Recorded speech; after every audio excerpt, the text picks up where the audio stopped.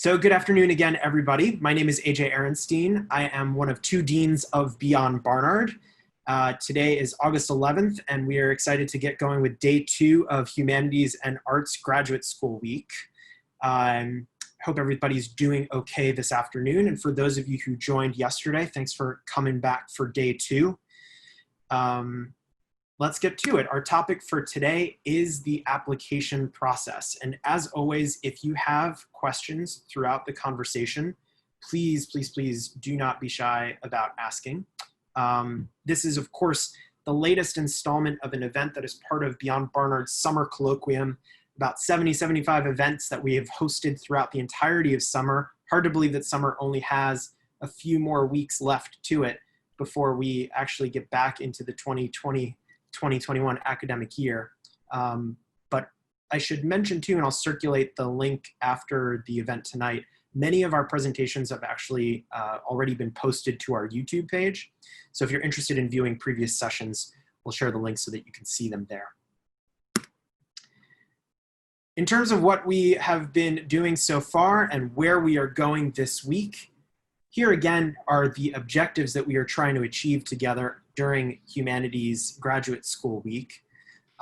Yesterday, we started with an introduction to Humanities and Arts Grad School programs, going over different types of programs, going over different requirements that programs often have as part of them, and going over the different ways that you can reflect on your fitness to different programs, depending upon your individual academic and intellectual goals. Today, we're going to dig into the application process, which in terms of timing, roughly reflects, when it comes to the actual documents that you need to submit, the application process that you may remember from applying to undergraduate institutions, or for those of you who may have applied to graduate school already before, the same process.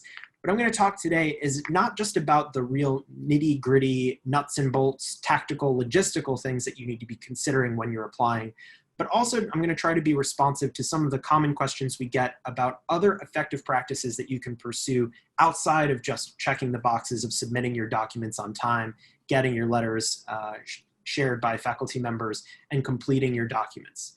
There are a lot of other really easy things that you can get coordinated on, and if you're organized, activities like outreach, emailing administrators at programs, connecting with faculty at Barnard and at the programs you're applying to, and even reaching out to students who are either currently in the programs that are interesting to you or are alumni of those programs and of Barnard can be really helpful as you both discern your fitness to programs and get your applications together in a manner that will be effective for the admissions committees when you apply. So we're going to try to outline a plan that includes some of those elements as you apply to graduate programs, and hopefully we can get off the call today and you can outline what you might be up to in the next couple of months, or a plan that might take about a year if you're planning to apply for the 2021-22 cycle. We'll talk about differences in elements of a graduate application program to program. For those of you who are interested in MFAs, what you submit will be different than those of you who are interested in PhDs, but really to PhDs and master's programs, application materials are pretty similar. We'll talk about some of those differences and similarities. And I think that you should be able to sketch out a timeline with some specificity to it and have an idea of what you might want to accomplish by September 1st if you're applying this year, October 1st this year, and so on. What else you can expect from today is lots of pictures of Murphy, my mother-in-law's dog. He is a designer dog. He is genetically engineered to be adorable and smart, but he's also genetically engineered to be a total pain in the neck, which makes him both really fun to be around and a total a-hole to be around. But I look at these eyes. I mean, you guys, come on. There's nobody I'd rather spend pet time with than Murphy. So hopefully he brightens your day as much as he always brightens and ruins mine. He's destroyed so many of my sweaters, I've lost count at this point. Okay, so the rest of our agenda for today is to start by giving a full overview of the process. So I'm actually going to start from 10,000 miles up, and then we're going to dig into some of the individual elements from there. I want to talk about best practices for requesting letters of recommendation, including some tips based on questions that I've gotten from students and alumni about, just the etiquette around requesting letters from busy faculty, including faculty who you may not have spoken to depending on how long you've been out of college, or maybe you haven't taken a class for a while. The amount of time that has passed since you've spoken to faculty may be a little longer than you would have liked.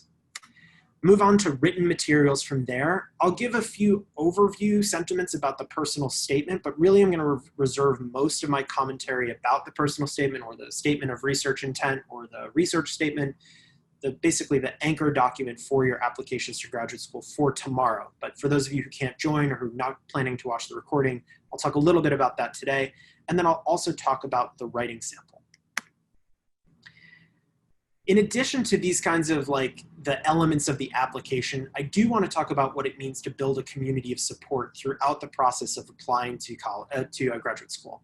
This is not just kind of window dressing on the process. To me and to many of us at Beyond Barnard, building a community of advocates and understanding who the players are in the application process can really help advance your candidacy to programs. And so we think that it's important, although I know the inclination sometimes is to kind of just stay up until 2 a.m. and finish applications while it's late and it's just you. Building a community and connections can be a vital part of applying successfully to graduate programs in the humanities. I'll talk about a few things about campus visits and interviews and how to both prepare for them and make the most out of them. And then I'll say a few brief things about standardized tests, which are of perennial concern among applicants to graduate school. And you may be surprised, and I hope delighted to hear my comments about standardized testing. All right, so let's start with a full overview of the process. And again, if there are comments or considerations or questions that I'm not laying out at the beginning here, if there's areas of question that you have that don't seem to be answered by this agenda, feel free to chat me and I can make sure to hit some of your questions as well. All right, the full overview of the process. You, like Murphy, are in this jaunty scarf and you are ready to go about the process of embarking on an application to graduate programs. I want to start by suggesting if you have 6 months. So that's essentially if you have, well, at this point, 5 months to apply between now and December of this year. Many applications begin to open around now. They'll be due by around December 1st, 15th, January 1st, January 15th, and some programs, especially at the master's level, may be rolling after that. But if you're applying, in other words, this cycle, here's what I would recommend. Today is August 11th. I think that you all are still in a moment where it is absolutely feasible, not only to put together strong materials for graduate school, but to do some of the things that make you an especially effective candidate from the perspective of making connections with individuals who can inflect your candidacy. It's important, as I talked about yesterday, to begin by doing some self-reflection about your goals, asking yourself why you'd like to go to graduate school, what kinds of programs are interesting to you and why. And I think that kind of work can actually extend throughout the process. Now, and I do mean now, I mean like this week, is the perfect time to ask for letters of recommendation for the first time. I had an earlier advising conversation just today with a student who was part of the social sciences graduate school week just a few weeks ago, and I suggested this. August is really when faculty are checked out. Many are on vacation, many are not accessible. They'll be returning and really attentive to their inboxes beginning at the academic year. However, you should not be dissuaded from putting a message out to them now, laying out that you're thinking about graduate school and you'd love to schedule time at the beginning of the academic year. If you hear back, fantastic. The note should be short. It shouldn't go into all of the reasons why you're deserving of a letter of recommendation. I'll talk about that more in a second, but it should be short and directed towards trying to set up time to talk about your research and their work. If you haven't spoken to faculty in a while, we'll get to that as well, but it's a perfectly acceptable time to check in. Here's why. They might respond and say yes to an appointment now. If so, fantastic. If not, then in 2 weeks, send a follow-up to the initial email and say that you're just trying to follow up to get time. That means by then you've sent 2 emails to request a meeting, and it just suggests that you've been respectful, you're not urgent yet, but you want to make sure that you're on their radar for the start of the academic year so that they have their attention on you right when classes start. Now is also a good time to conduct outreach to alumni from Barnard College who may be in graduate programs in the humanities generally, and certainly those who may be in programs that you're interested in applying to. It's a great moment because as you're thinking about which programs to finalize your applications to, getting perspective from alumni who are currently in programs can be a good way to help broaden or winnow your list. They can provide real feedback about their experience in programs so far. They can also advise you on some of the mistakes that they made early in the process of applying so that you can avoid those mistakes in the next couple of months. We'll hear about some of that in our alumni panel discussion on Thursday. Really excited to have a good group of folks for that. I do think that you should, at this point, doing program faculty research. That means you should be, if you are interested in applying to the PhD in art history at the University of Wisconsin-Madison, you should be on the individual department pages for those programs and investigating some of the work that faculty in those places do.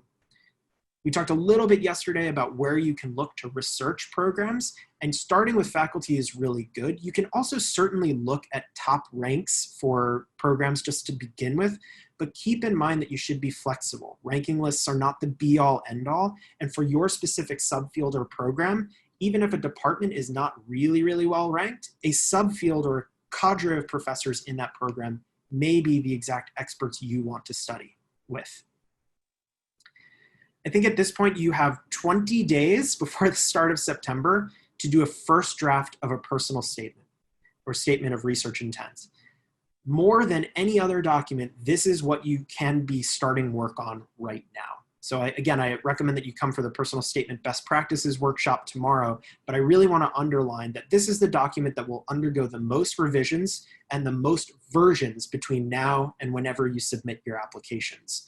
It is the document that will be the cornerstone of your academic materials. It will pull together your entire portfolio as an applicant, and it's gonna need some work. And so you wanna give yourself a little space to get through multiple iterations. It's a good time as you're picking programs to understand when deadlines are going to take place. I always use the example of the University of California system. It always surprises people. It's December 15th where everything else is January 1st. And I get tons of emails on December 10th like, oh my God, I didn't realize the deadline is in 5 days. Make sure you know when deadlines are and start to get organized. I suggest in a Google spreadsheet. Also for all of your work, I really could not more highly recommend using a cloud-based document creation platform as opposed to Microsoft Word. Laptops crash, documents get lost, and hearts get broken. For this kind of work, it's really beneficial to make sure that you're saving documents in the cloud so that you don't lose them as you're producing these important documents. Finally, right at the end of August, I'm happy to do this. Other folks at Beyond Barnard are happy to do this. We're happy to review your statement for the first time so that when you approach September and you start to think about sending your statement and writing sample to faculty for the first time, you've had one set of eyes at Beyond Barnard on your personal statement. This is really to make sure that it's in the genre, it's in the format, it covers the kind of content that's important to have in personal statements, that it basically looks like it's supposed to look, so that faculty can really dedicate time to shaping exactly how you're framing your intellectual work for the audience of the admissions committee. So really great to get a first set of eyes on your personal statement at Beyond Barnard or Writing Fellows if you're still a current student by September 1st. You should also in September start to choose and edit your writing sample. And this goes for whatever kind of program you're applying for. If you're writing a story for programs in fiction writing, if you're writing a set of poems, if you're writing for applications to an analytical philosophy program at the PhD level, September is when you should start to choose which writing sample you might be using and to edit that writing sample.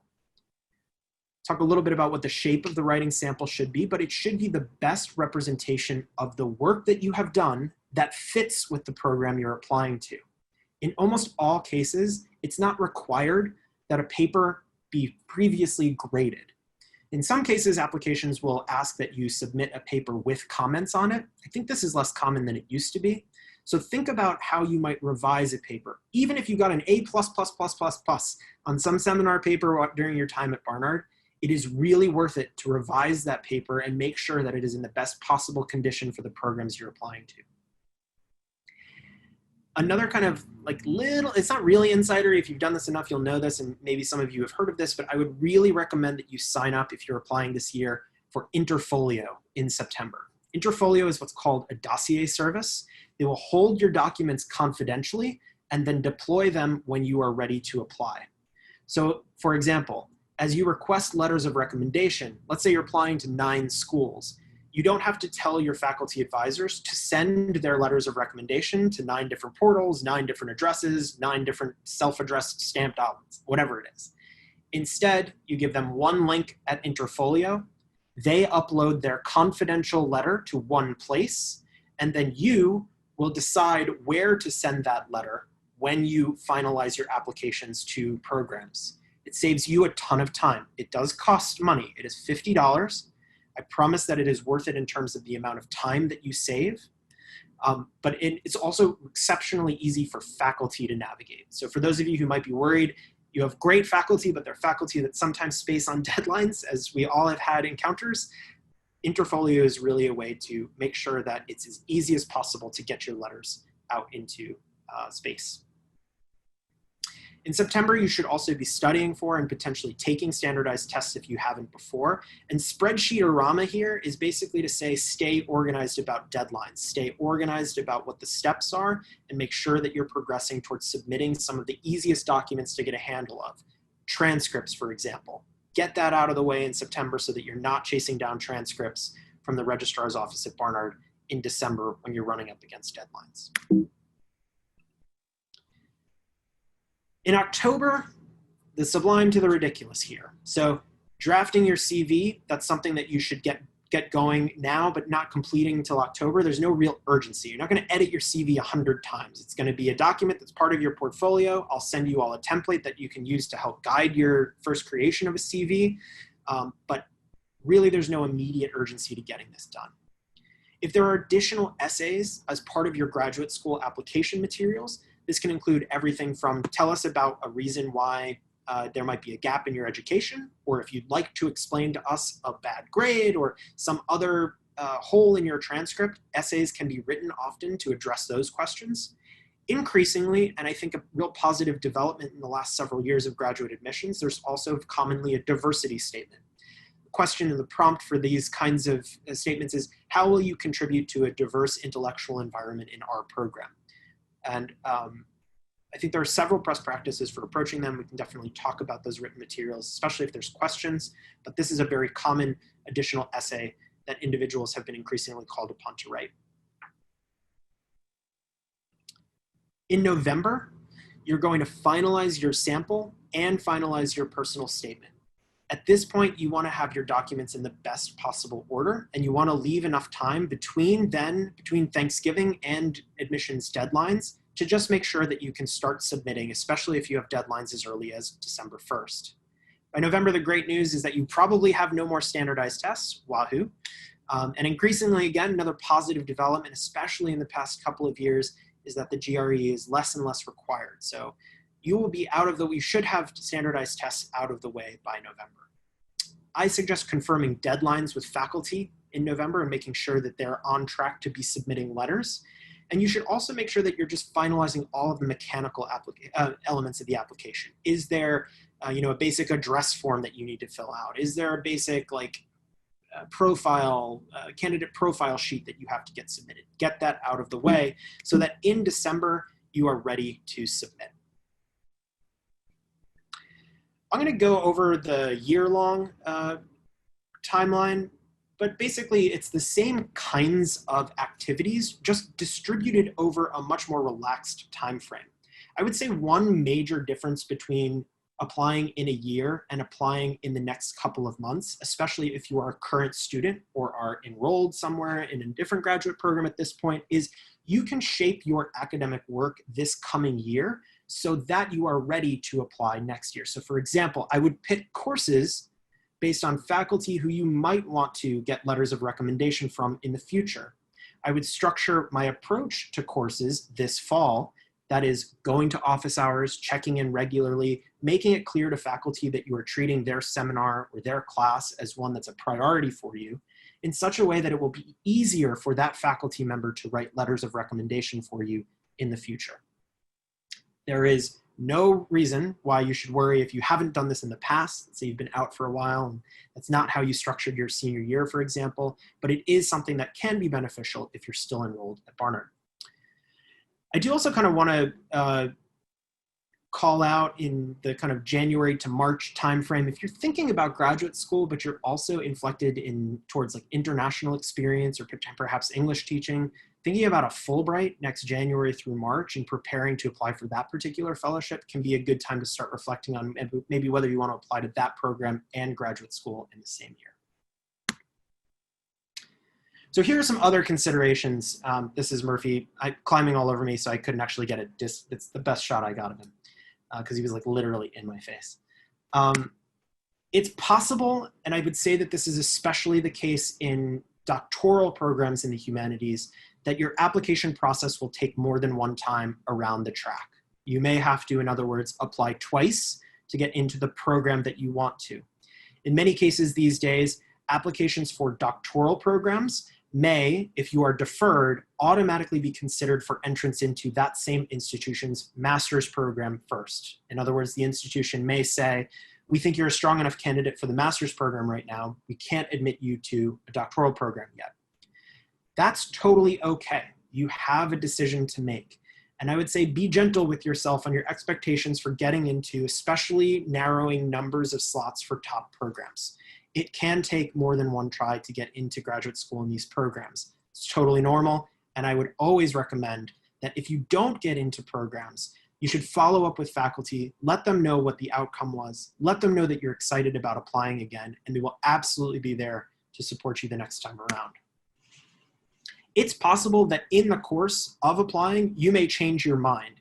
If you start to have serious reservations about your fundamental desire to go to graduate school, leave the process behind and create some space for reflection, and you may come back to applications in a future year. It's possible that you might turn down an institution in an end based on either funding or lack of funding or geography or any of the other matrix of decision-making influences that we talked about yesterday. That's totally okay. I would much rather have you turn down a program that you were on and apply again next year than I would want you to commit time and treasure to a program that is not, in the end, ultimately a good fit for you, given your interests and priorities, both as a person and an intellectual.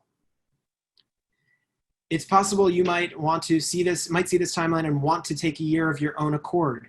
As I said yesterday, graduate school will be there waiting for you no matter whether you are ready to apply for it. It's possible that your quantitative GRE score is not and never will be very high. That's very much okay for these programs. I'll talk more about standardized tests later, but standardized tests should not be an obstacle to you applying for graduate school this cycle if that's your intention. And it's possible that someone told you that no one gets academic jobs anymore and that it's foolish to get a PhD in the pandemic. Well, that's not so nice. It's not really okay, but it's still advice that you may hear from individuals who are in doctoral programs, who are in MFAs, and who had maybe a rocky experience, who completed master's programs that they paid for, even at institutions that you're interested in and didn't have the kind of outcome they were hoping for. It's important, though, not to take any individuals, including mine, advice at its face value. It's important to have multiple inputs from your faculty writers, from friends, from colleagues, from staff at Beyond Barnard, and from other alumni who are in programs when you're making your decision about where and when to apply. So here's what acceptance season looks like as you're waiting by the door for those acceptances to come in. And I'll just kind of lay this out.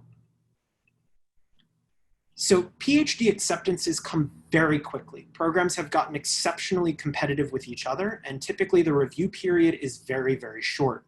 If they want you, they will likely admit you by as early as February. PhDs also are now increasingly scheduling campus interviews for candidates. This is a great, great development that implies that programs care about holistic review of candidates, not just the candidate that's on paper, but the person who shows up and is able to see themselves as part of the cohort. I'll say a little bit more about interviews in a little bit. In February, you may still have some late MA applications, and I've rethought this. This has really changed in the last couple of years as the number of master's programs has proliferated and the number of PhD slots has narrowed at top institutions. Master's programs may now accept your application as late as February or even March. Essentially what happens is they wait for individuals to be deferred from MFA programs or PhD programs, and then come back to their folks who expressed initial interest and ask if they'd like to still be considered for their programs. In March, you may have some remaining PhD acceptances. You will also see the first round of campus visits. Essentially, once you're admitted to programs, you'll get an invite. I imagine this year it will likely be virtual, except potentially it's in New York, to visit the campus and evaluate the program, sit in on classes, meet the cohorts, meet the faculty, etc. I'll talk more about those in a second, and also talk more about pre-application visits to campus, which can be beneficial, especially if you have a long time period and you have a chance to visit a campus even virtually to get a sense of what the institution is like. But these are two very different propositions. The pre-admissions visit is a moment to inflect your application positively. Every interaction you have there should be considered to be a kind of formal interview.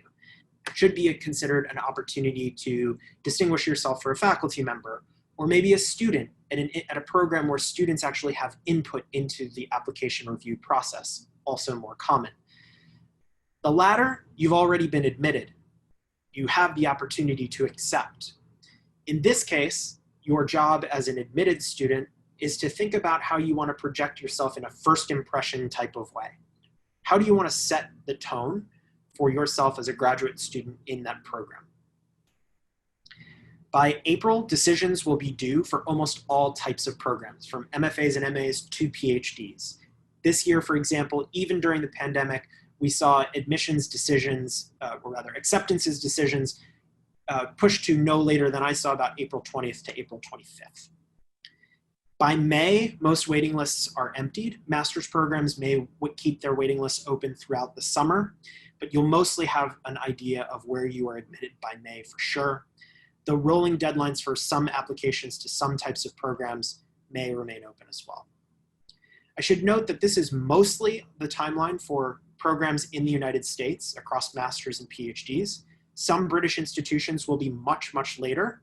I should note that for those of you who might be applying to humanistic programs at Oxbridge, that is to say Oxford and Cambridge, a typical and very common source of, or common site for applications for Barnard students and alumni, that you have to apply separately for funding and for the program. And it's really important that you understand those deadlines when you're exploring those places. Okay, some quick words about letters of recommendation and etiquette around requesting them. So the first thing is to set up a conversation with a faculty member. And I would say to email them first, not asking for the letter itself, but instead asking for a conversation about their work, their research, and indicating that you're interested in applying to graduate school. Asking for a letter right out is a little forward, but asking for their advice about graduate school is a pretty clear indication that you're going to be applying to programs and might need their support soon. I always suggest that you pick faculty who know your work best. Rather than picking the all-star professor who taught a giant intro series on English literature 1, 2, and 3, who's a big star in the field, but who knows you very little, I would say pick the assistant professor who's just starting at Barnard, who threw everything into their seminar, who is really engaged in office hours, and with whose work you really connected. These folks tend to write the best kinds of letters, not because the folks who are superstars don't write great letters. And if you have good relationships with tenured faculty who've been around at Barnard, who are stars in their field, fantastic. And I know so many of you have those kinds of relationships. They can write excellent letters. I'm just saying, if you're deciding between someone who knows your work very well, who's earlier in their career, and someone who doesn't know your work very well at all, but who has the kind of sterling reputation, I would lean towards the former as opposed to the latter. In the meeting, I think you should start by talking about graduate school generally, by talking about some of the things that you've been reflecting about with respect to your ambitions to go to graduate school, and then to move to asking, would you be able to write a strong letter of recommendation? There's a difference between a willingness to write a letter of recommendation and a willingness to write a strong letter of recommendation. And it's totally, perfectly acceptable. Provost Bell endorsed at the last faculty conversation to say, I'd like to know if you can write a strong letter. If you are applying next year, if you're still taking courses, if you are in a conversation with faculty about your future ambitions to go to graduate school, now's a good time to actually say, so I'm in your seminar this semester. I'd love to hear what students who are really strong applicants for graduate school typically do in your courses. I think at the end of this, presuming that things go well, I'd love to ask you for a letter of recommendation. And I'm curious what you like to see from students in order to write a strong letter. So you can set expectations for the faculty member to ask down the line and ask right up front before you even take a course with them, or you can ask them in this conversation for the letter itself. Remember that faculty are so frequently asked for letters, and this is not to dissuade you because they're busy. It's instead to encourage you that this is their job. It may very well be the first time that you've asked a faculty member for this kind of letter, but I promise you it may not be even the first time that day that they are asked for a letter. So make sure that you understand approaching. This is not putting a burden on faculty members. It does take time, but they are always really delighted to write letters for candidates whose candidacy they're excited about. Throughout the process of navigating a relationship with a faculty recommender, I always suggest a few kind of key tips. Timely reminders about deadlines are always appreciated. I think that fewer emails in general that include bulleted lists of tasks, next steps, and any attachments that have been requested, as opposed to multiple emails with different pieces of information over the course of multiple weeks is preferred. Keep your materials in as few places as possible. Share information that's requested in one place, and that will help the faculty member stay organized. This is important work that you are doing. You are managing this process. It is your process, and you will have a more effective outcome if the faculty member gets fewer pieces of correspondence that are well organized as opposed to multiple emails. It may be the case that the faculty member asks you to write a few things about yourself. I like to think about guiding the 3 letters that you recommend, and typically for these programs, we're talking about 3 to maybe 4 letters, to think about the letters together. Perhaps you had a seminar or thesis experience with one faculty member and you really want them to focus on that experience. Perhaps you're asking another faculty member about to kind of verify the long-standing interest and the development of your interest in the humanities over the course of 4 years. And maybe you want to have them write about that process. You can ask faculty if they would like you to provide guidance on what would be helpful in their letter. I'm not saying write the letter yourself, but I am saying that it can be useful for faculty, depending on their preferences, to have a few bullet points about what you'd like them to talk about. It helps them understand where you're coming from. This can be especially useful if there are gaps in your record, if there's a grade that you'd like a faculty member to vouch for and help explain. It can be helpful if there's a particular experience that you really are going to emphasize in your personal statement that you'd like the faculty member to talk about as well. And finally, it is crucial to follow through. No matter what stage of your academic training you're at, life is long and you will likely have to ask faculty members for letters in the future. So always write a thank you note after they submit. When I applied to graduate school, I sent a case of Diet Coke to my advisor because she's a Diet Coke addict, and I just said thank you and here's some Coke. But make sure that you follow through and let them know no matter what. There is no shame, as I said, in not getting in. And very often I've seen faculty be even more determined to help a candidate if they don't get in the first year, are surprised, and then want to apply again. Make sure to close the loop, express your gratitude, and maintain that relationship so that if you need to ask for letters in the future, you feel absolutely comfortable going back to that same faculty member. Okay, in terms of other written materials, like I said, I'm not going to go into too many details about the personal statement today, and I hope that you'll join tomorrow. But for now, I just kind of want to delineate a couple of important differences between the statement of research intent for MFAs, MAs, and PhDs versus the college application. So the very first thing to say is not a college essay. I see this all the time. I did this in my first draft for graduate school when I was applying to English programs. But I see the first line is very often, I've been reading since I was a child sitting on my grandfather's knee. And this is not the place for that kind of essay, right? The personal statement for graduate school, the statement of research intent or statement of research purpose, and even for programs, and this is essential for folks who are applying to MFAs, even for MFAs, this is not the place for creative outpouring and deeply personal stories. What statements of research intent or personal statements for graduate school typically, this is again, not always, it's not dogma.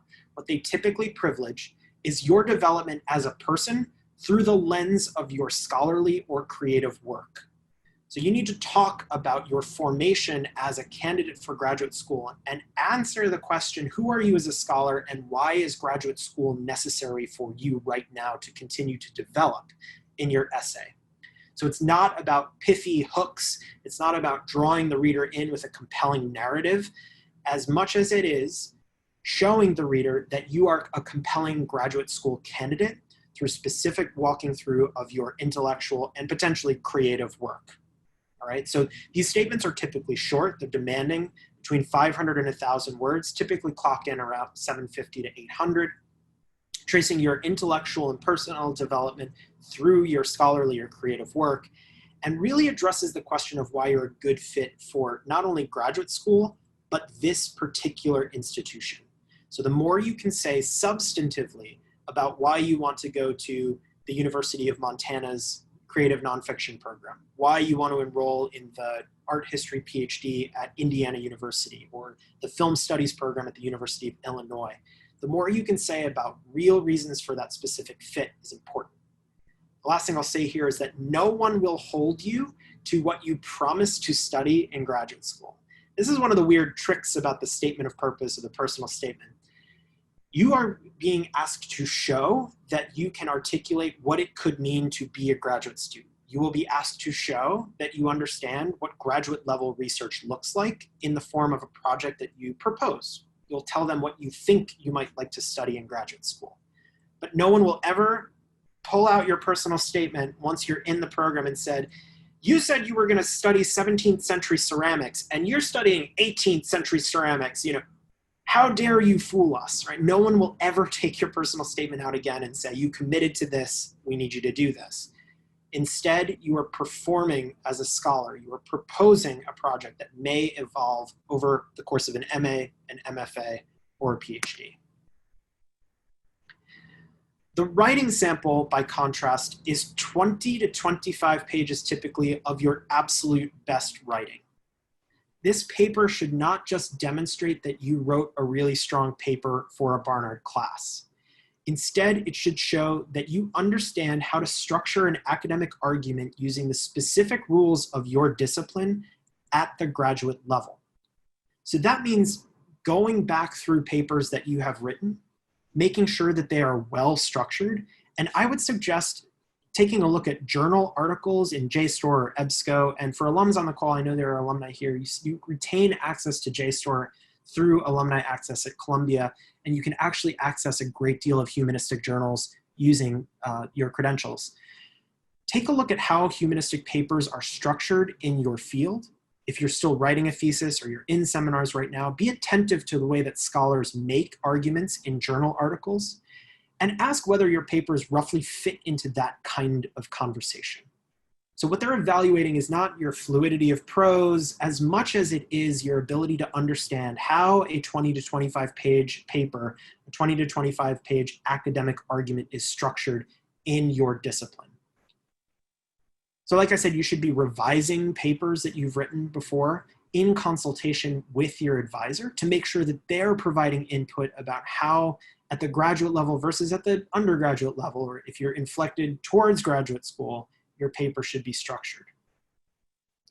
Additionally, it is most beneficial when the writing sample is referred to by your personal statement. Your personal statement and your writing sample should work in conjunction with one another. And absolutely above anything else, respect length requirements. So if they say 20 pages and they will read the first 20 pages of any sample that's sent, I would say write something that specifically fits the writing length requirements that are laid out in the application. This goes for you MFA fiction writers too. I really suggest that you write a creative sample that fits the length requirements, even if it can be a chapter out of a novel typically, but it should stand alone. It should stand on its own merits. All that I'm saying about writing samples here, by the way, when it comes to our couple of MFA interested folks, this is your creative outlet. You can be as weird, wacky, experimental, and wild as you want to be in your writing sample if you're applying to MFAs, in your writing sample if you're applying to MFAs. But the statement of purpose or the personal statement should write in a scholarly voice about what you're trying to accomplish in your writing. For those of you who have questions about MFA statements and samples, I'm totally happy to address those as well, one-on-one. Okay, how are we doing so far? Thumbs up, emoticons. We got 2 people on video today. That's awesome. I love it. I hope y'all are here for the dogs. That's all I'm here for. So one year, my father-in-law buys me this set of fish lenses for my iPhone, which I immediately broke like on the plane on the way. But first I got a couple of fisheye photos of Murphy. Anyway, okay, so who belongs in this community of support? And I'm really speaking heart to heart with humanists, my humanists here, because the stereotype is that networking is for other people. Like, what do you mean I need to network? I'm going to graduate school so I can avoid having to schmooze with people. And I'm here to tell you that graduate school and academia more generally is a community that depends no more and no less on relationships than any other. However, there's a real opportunity for Barnard applicants to programs in the humanities because so few humanists do this work of conducting outreach to folks who could potentially be helpful to them. In my experience reaching out to alumni, and I just did this to get people for our panel this week, folks are delighted to respond when Barnard is involved. So I really encourage you to do that work because no matter how hard I push people and encourage them to connect with the network, too few often take me up on that advice. So alumni from Barnard, what they can do for you is help you understand graduate school generally. I love suggesting that you can get no BS advice from alums. They'll give the story to you straight, not only about the quality of the work, the challenges attendant to applying, but also the dynamics of cohorts, the particular ways in which graduate school presents challenges for individuals who may not connect as easily with others. They can give you real straight talk about how programs deal with differences of gender, race, ethnicity, and other ways in which individuals might be minoritized within academia. It's important to ask these questions and to get real advice from alumni. And I find that their advice has been really generous and candid when it's asked. Barnard faculty are especially effective at helping you situate your work within the rules of the subfield to which you are applying. So questions that are really helpful to ask Barnard faculty about are, you understand what the subdiscipline of analytic philosophy in the 16th century looks like, I don't know. Help me word my statement so that it fits these disciplinary requirements closely at Rutgers University, which actually has a really excellent philosophy PhD program. They may also know individuals in the field, well, they'll definitely know individuals in the field generally and can put you in touch with those individuals. They may also just say, hey, read these 5 journal articles by my friend Charles, who's on faculty at the University of Kansas, and help you understand who the chief players are in the discipline so that you kind of get a sense of what the overall shape of the intellectual work is like right now. They may also know people who are on the admissions committee at institutions. And this is trickier to ask about, but it is definitely something that faculty do. In addition to their letters of recommendation, they may be able to contact folks on your behalf and say, hey, take an extra look and make sure that this is a really strong Barnard candidate coming up. What can Beyond Barnard do? We are especially good at providing advice on CVs and resumes. We can absolutely read personal statements for structure and make sure that what you put in front of faculty is the best possible shape and kind of conforms to the generic requirements of the statement of purpose. We can often review samples, so I've definitely looked at writing samples and skimmed them for content and form and format, fiction and fiction. I don't think I've done poetry yet, so if you have any poets on the call, I'd be delighted to review a poet portfolio for MFA application. But I've definitely looked at statements for humanistic programs at the master's and PhD levels as well. And I think we can also help you basically plan your research of institutions and get you organized around your objectives to apply by particular dates. We're really good at that. I totally endorse writing fellows. I absolutely endorse the academic deans, your kind of classier deans. I think the most underutilized resource is peers. So your friends who can read your samples and tell you, give it to you straight about whether they make sense, whether they can follow your argument. I often say that the best personal statements are those that are legible to people who are not experts in your field. So if I study philosophy, but I'm applying to linguistics programs, I would love to give if I'm a philosopher who's applying to philosophy programs, but my friend is a linguistics person, doesn't know anything about Aristotle, they should read my personal statement about what I intend to do in a philosophy program. If they understand what I'm about, that's a good chance that the admissions committee will appreciate the way that you've made your work accessible, but also serious. Applying to these programs can be extremely anxiety producing. For current students, I'd recommend taking advantage of Furman if you feel like this process is overwhelming in any way. For anyone who's out of Barnard, I always am a big endorser of therapy to make sure that you're talking through issues. Applying to graduate school brings up really deep emotional commitments to intellectual work. And there are real issues that come up, and it's important to take care of your mental health as you're applying to programs. And also, I think that one of the things that you can do is connect with other faculty at the institutions to which you are applying. Additionally, you'll typically have an administrative contact who can answer questions about process. So you can ask, one of the things that I think folks do too infrequently is before applying to, let's say, the musicology program at Oberlin, reaching out to faculty in that program and saying, hey, I read your paper on xylophones. I'm really interested in applying to the doctoral program in musicology come this fall. It would be so great to chat a little bit about your work. These conversations can be really useful if you are approaching them not from the perspective of, can you get me the inside track, but instead demonstrating your serious intent to study this topic. Regardless of whether you get into Oberlin, you may end up going to Stanford, but that faculty member who you've connected with can be an advocate at admissions at Oberlin, but also might be a good interlocutor throughout your time in a graduate program. And the last, I think, really underutilized resource is program administrators. So you may remember these folks from your time at Barnard. You may have relationships with them now.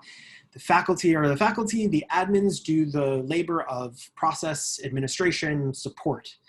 When it comes to admissions, they often know who is about to go on leave, who might be open to taking new advisees, that can give you advice about navigating bureaucratic structures at the programs to which you're applying, and they can just basically be good points of contact on the ground for scheduling potential visits or other things you might need.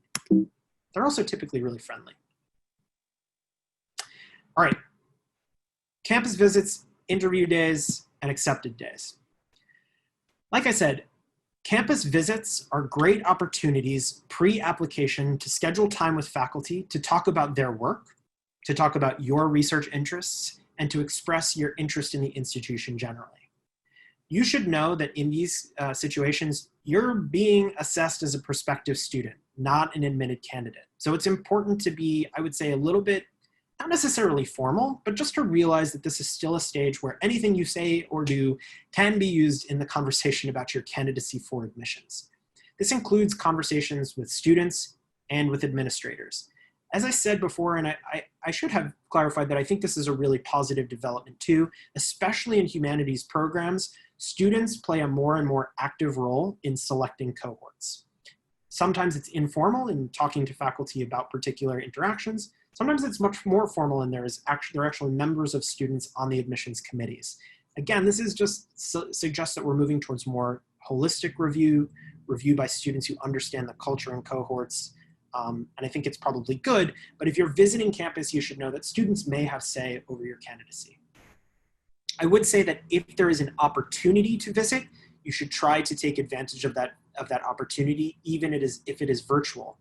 For those of you who maybe down the line are going to travel to programs when travel is a thing again, Beyond Barnard actually has funding to support travel for professional opportunities, and that includes visiting campuses to assess your fitness to campuses and programs. It can also include travel to academic conferences to present your work, which of course can help distinguish you in graduate applications.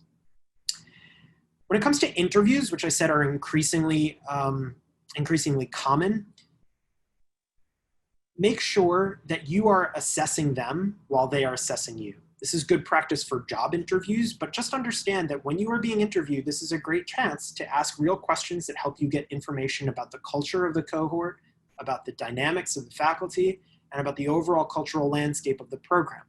You may very well find out, based on the way that you are interviewed, or based on what you observe about the interviewers, that program is not a good fit for you after all. And that's okay. The interview is a good place for you to assess whether you are a good fit for the institution, but also importantly, whether the institution is a good fit for you. Part of that, I do want to make sure that you are cognizant of non-interview interview questions. Questions that would typically be governed by rules of HR if you are applying to a job, but sometimes can get a little looser in academic settings. So for example, they may ask you things like, do you have a partner or a spouse or boyfriend? You're not obligated to answer questions about your personal life in the course of an interview for any kind of opportunity, nor are you required to divulge anything about, for example, in that question, your sexual orientation. Instead, you should try to keep the conversation focused on your scholarship and work. Now, keep in mind, this typically comes from innocent places. Folks are trying to make small talk, but it is important to know that if you do not want to divulge information that is protected, that is personal in nature, you can try to keep the conversation focused on the scholarship and the work that you want to do with the program. Remember that socializing, especially in academic contexts, in some of these interview days, they bring multiple students back. The wine may be flowing, especially in humanities departments. Keep in mind that in these interview situations, socializing is interviewing. If you do typically partake of alcoholic drinks, adult beverages, I would always suggest that during interviews, you drink soda water and lime and keep it kind of as straight and sober as possible.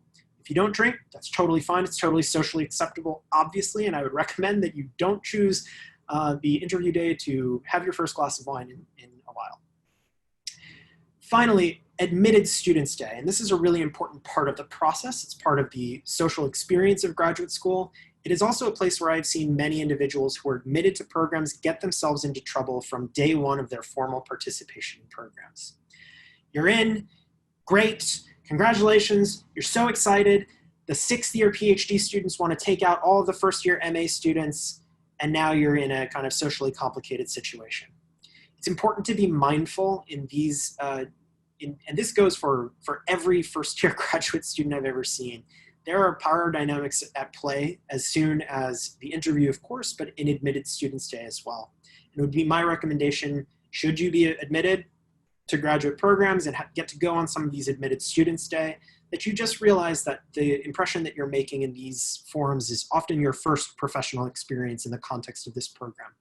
So be conscious of that, but also this third bullet here, be conscious of the slippery space within academia between professional and academic and also not professional. Academia is absolutely a career move. Graduate school is a career move, but these spaces, unfortunately, are not often regulated by the same kinds of structures of professional versus personal that can govern other kinds of workspaces. And it's important to be mindful of that slipperiness. So we've got a couple of minutes left, and I want to say 5 words about standardized tests. Murphy is more excited about these words than you might be, but don't worry too dang much is, of course, my best advice about GREs, for example, when it comes to graduate school in the humanities. These are not disciplines that place an overt emphasis on standardized testing as gatekeepers. I would say this is especially the case as educators across the last several years have become much more aware of the ways in which standardized tests disadvantage many different kinds of populations of students who in the humanities, in any discipline, but in the humanities for sure, may perform really effectively as graduate students, but just don't want to sit down and talk about isosceles triangles in a multiple choice scenario. So my kind of oversimplifying sense is don't let the GRE be an obstacle to submitting an application to graduate programs. You should study, you should try to do as well as you can. You should absolutely take advantage of any kinds of accommodations that you may absolutely deserve based on psychological conditions or learning differences or any kinds of cognitive or physical disabilities. Make sure that you're taking advantage of those accommodations wherever possible. But make sure that you know that in general, the GRE general test is not as significant as the other elements of your application. They can be tiebreakers for prestigious fellowships. There may be a way to kind of, instead of flipping a coin, they'll say, all right, what's their GRE score? But this is rare, I promise you this. I will say that subject area tests in disciplines like English can be more important. If you're trying to portray yourself as an expert in 19th century British literature and you take the British literature GRE and you flop, that might not be the best thing in the world, but typically those subject area tests have become increasingly optional. So I would say when in doubt, make sure that your personal statement and your writing sample are the best indicators of your promise as a graduate student as possible, and tests may be of less importance to you. Those are my words about standardized tests. They also conclude today's Doggalicious remarks. Murphy and I are really, you guys, kind of best friends. He's always very sad when I leave, but not as sad as I think I am to leave him. I haven't seen him in a long time. It's very sad. We have a couple of minutes before we reach 60 on the dot. So I would love to open it up to questions. I haven't gotten any, except for Kayla saying yay dogs, which of course, agreed. But I'm here. Anybody want to ask any pressing questions via chat, or you're welcome to go off mute if you would like to. And also I'm happy, you know what I'm gonna do is I'm going to stop the recording for today. Bye everybody who's watching the recording. And if there's anybody who wants to ask questions that are definitely off the record,